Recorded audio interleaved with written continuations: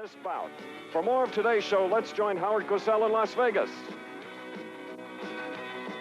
Round 8, Leonard against Duran. Second time around, Sugar Ray in command. The hand and foot speed evident all night. Duran frustrated.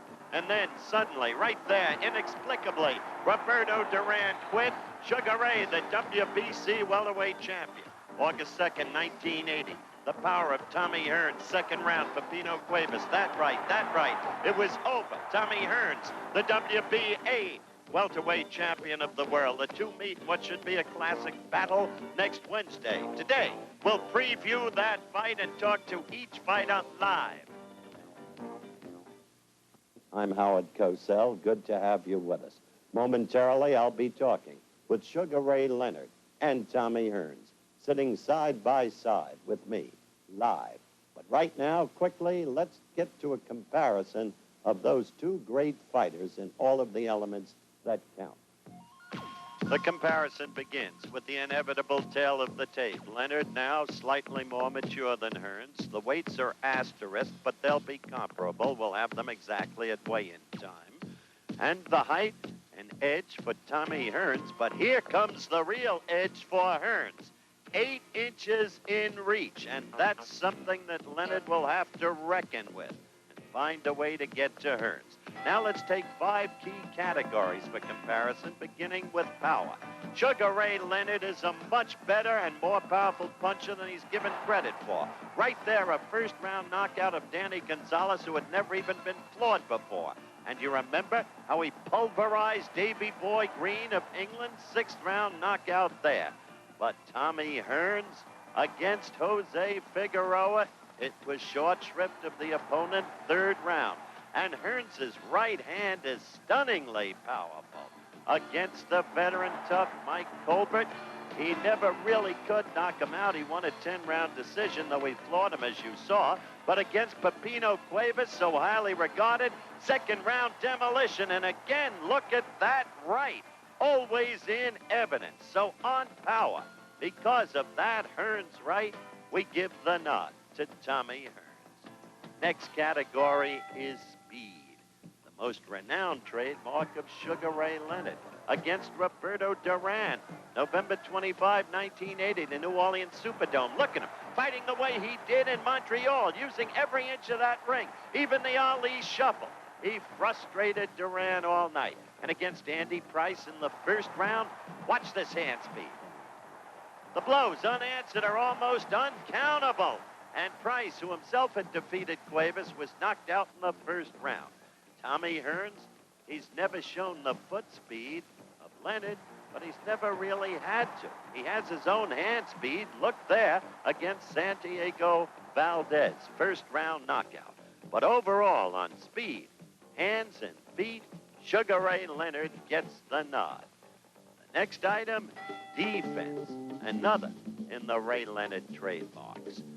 Look at him against the tough-punching middleweight Marcus Geraldo. Look at the way he's using the ring, avoiding the blows of Geraldo. And against Duran in that 2nd fight, again, the lateral movement that became so notable in 1976 in Montreal. And even when Duran tried to crowd clinch with him, he was able to fight him off. Hearns, defense, well, his defense is his offense, or always has been, was against Angel Espada right there, 4th round knockout in Detroit. Oh, how that Tommy Hearns can punch. And then, one potential weakness in Hearns on defense. Notice, he keeps his left hand at his side much too often, in the manner of all fighters trained by Emmanuel Stewart. And so Randy Shields could get to him like that. And although Hearns went on to win that fight, with Shields failing to come out in the 13th, we give the nod on defense to Sugar Ray Leonard. Next, the chin, the ability to take a punch. Well, Leonard has shown that in his 2nd pro fight against Willie Fireball Rodriguez. Watch closely.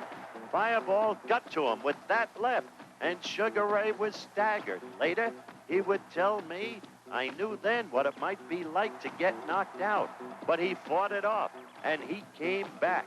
Now, when Duran won June 20, 1980 in the Olympic Stadium in Montreal, remember the second round when Duran really laid it on Leonard? He had Leonard dizzy. Leonard told me that he didn't come to himself until the 5th round, but he weathered the storm and went 15 tough rounds to a close loss. What about the ability of Hearns to take a punch? 5th round action against Randy Shields. Hearns left at his side. Watch closely. Right there, an apparent knockdown. The official called it a slip. Emmanuel Stewart later admitted it was a knockdown. Hearns was off balance, but keeping that left at his side was costly. Went down. He got up. He weathered that storm easily, and Shields failed to answer for the 13th.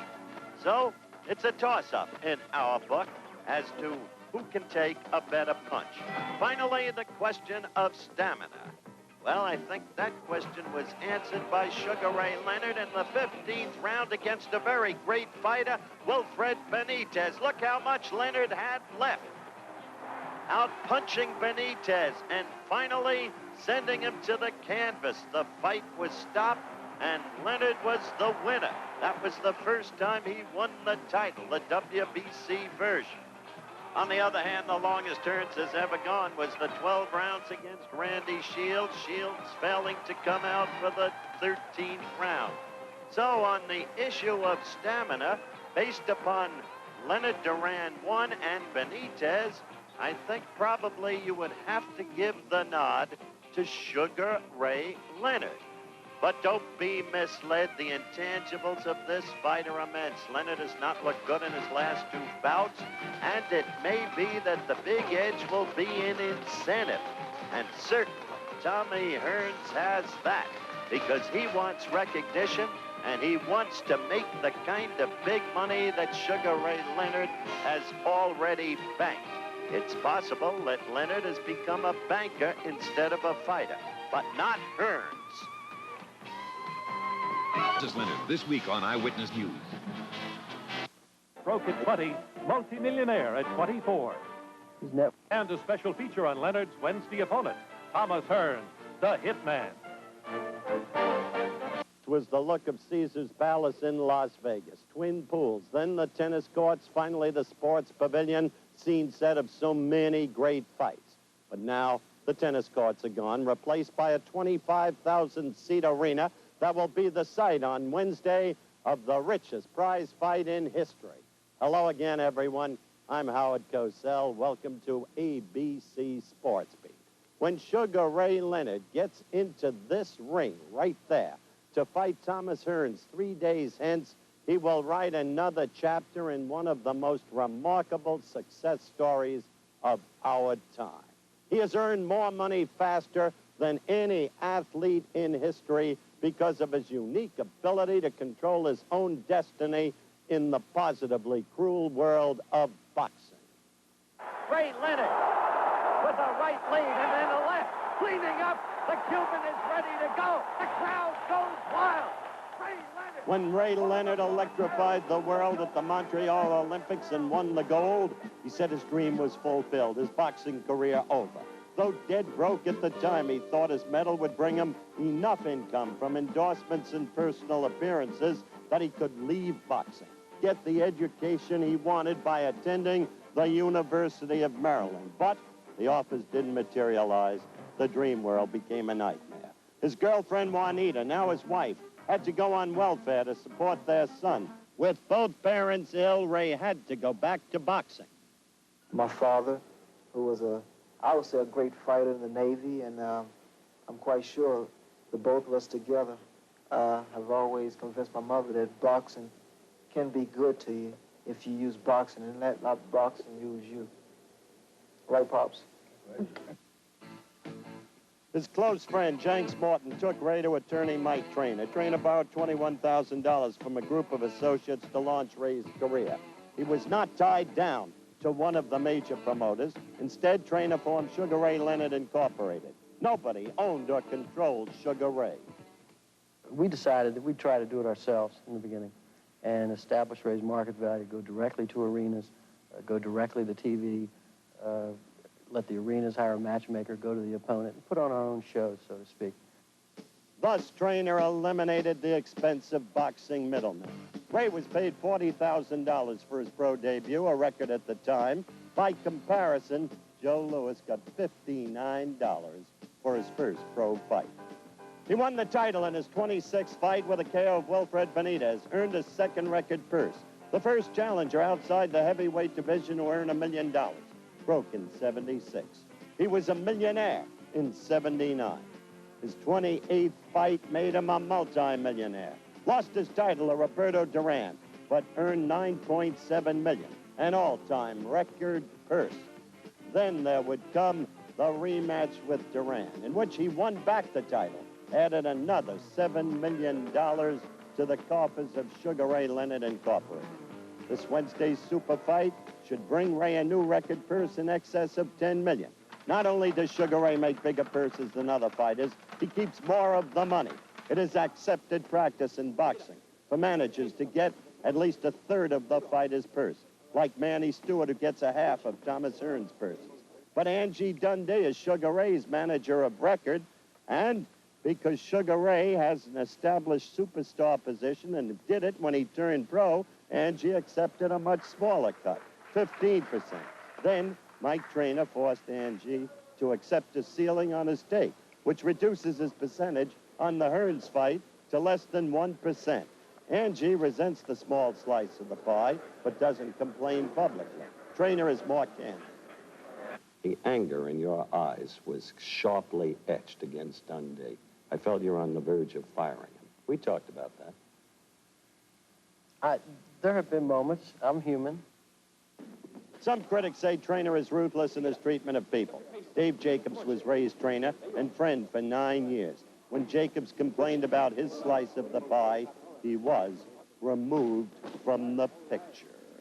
The powerful promoters Trainer bypassed are two of his most vocal critics, Aram and King.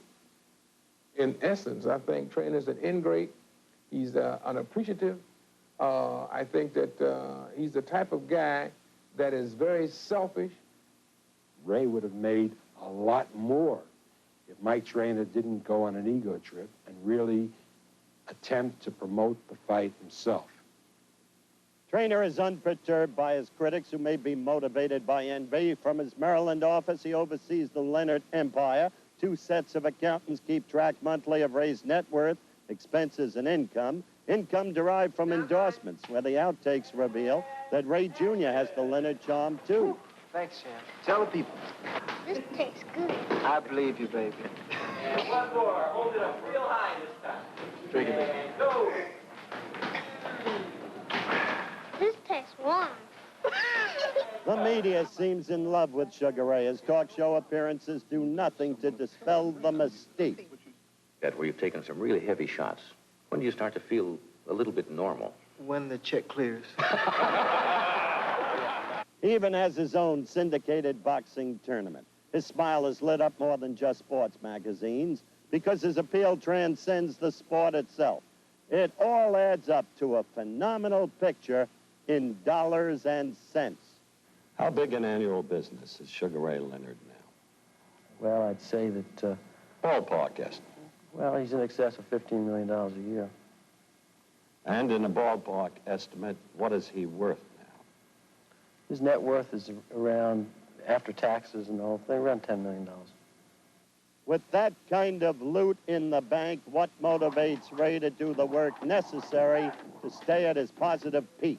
So a lot of people said Ray Leonard was a personality and a very nice-looking young man, number one, who happened to box, number two. I think if you could get inside Ray Leonard, he's somewhat disturbed about that. He likes being popular and he likes making a lot of money. But I think he'd like to get some recognition for his boxing skills. I think what you're seeing now is Ray Leonard wanting to establish himself as pound for pound one of the finest fighters that's ever taken up the sport. That's what he's doing now. He's not fighting for the money, believe me. Ray, my trainer, has said that you're no longer fighting for the money, that you're fighting for pride, to establish that inch for inch and pound for pound, you're one of the greatest fighters who has yet lived. Is this true? How true it is, Howard. You know, I've been trying to convince boxing critics that I'm a legitimate fighter. They consider me network made, something that TV made up. But I'm going to prove to them once and for all that I'm a legitimate fighter, a talented fighter, a great fighter. Is it really possible, though, Ray? I've watched your growth, you know that, from the Montreal Olympics on. And I see you everywhere. Now you've got your own syndicated TV series. You're on the talk shows, Carson, Hartman, Hope, Cabot, whomever. And all the endorsements, commercials, and fight analyst at ringside. Doesn't this have to divide your concentration? Well, not really. If anything, it helps because it breaks up the monotony of training, the same routine over and over again. It gives me a sense of direction. As far as once this career is over, I have other avenues. I have other roles and other professions to take advantage of. But this fight is the consummation of your boxing life, isn't it? This is the big one here, Howard, and I'm ready for it. You'll kill him. No problem. Good luck to you. Thank you, man. Roots of Thomas Hearns are in the streets of his native Detroit. He is comfortable there. When he wins, he celebrates there. He finds his friends there. Detroit is the home of the Motown sound, and there is a new song for Thomas. He don't put on a suit. He don't put on a tie. He just put on the gloves, and he don't ask why, 'cause he's a hitman. Motor City Cobra. He's a hitman. Motor City.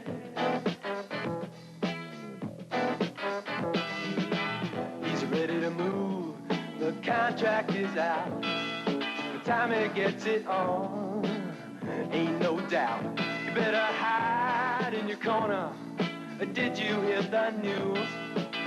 It's Tommy Hearns, he's coming after you. He's a hitman.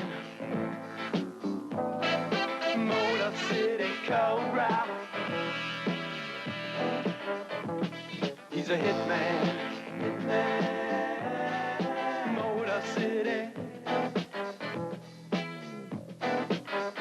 Better run, Sugar Ray. Put your head in the sand. Hide all your money, 'cause we got the man. He's a hitman.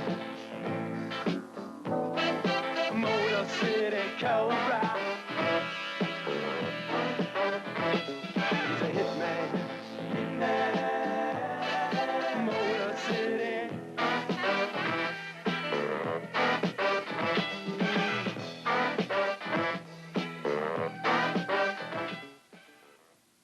Tommy, doesn't beating Leonard mean everything to you because it's a chance finally for recognition? Definitely. That's why I'm working very hard for this, Howard, because this is something that I want. I want it to be recognized, and I think having this fight here will give me the recognition that I really need. One other thing that I wonder about, I wonder if it's troubling you. Leonard's been through the big hype, the big pressure, at least twice with Duran, maybe another time with Benitez. I wonder if some people are hitting on a nerve center when they say, Hearns hasn't been through it. Maybe the pressure will get to him. Basically, Howard, the pressure hasn't been bothering me whatsoever, which I enjoy having the press behind me and having everybody, the people behind me. And I haven't been having any problems dealing with it whatsoever, Howard. And basically, I don't think that I will have any problem whatsoever. Well, I hope not. You remain as confident as ever. Yes, all the time. Will you predict now that you'll knock him out? I'm still not a prediction man. I don't go out and say what I'm going to do to my opponent. I just go out and do it. And that way people will know. I don't have to be a big mouth and say, well, I'm going to knock him out in third, I'm going to knock him out in fourth. I just go out and take care of my business, then everybody know what it's all about. Good luck to you. Thank you, Howard. Thank you. Okay. Satellite feed of this telecast has been tapped, and apparently that has been resolved.